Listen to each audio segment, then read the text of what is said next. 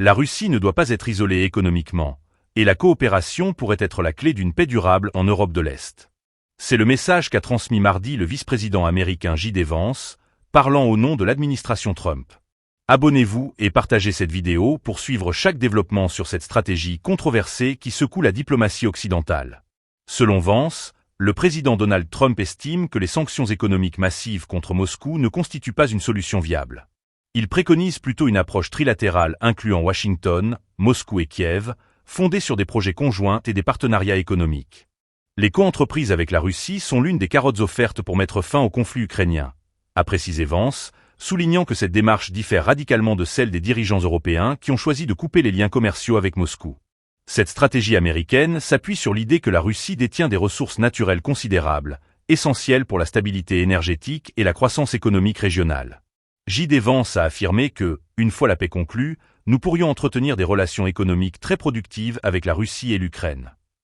L'argument central repose sur la création d'une prospérité partagée, vue comme un levier capable de garantir une paix durable dans une zone géopolitiquement instable.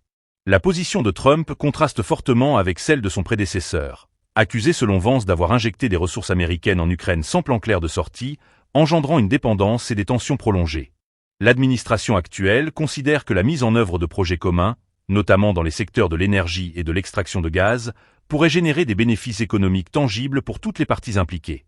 J.D. Vance a également mentionné des discussions autour de l'utilisation accrue du dollar américain dans les échanges énergétiques, mesure potentiellement favorable à la baisse des prix domestiques aux États-Unis.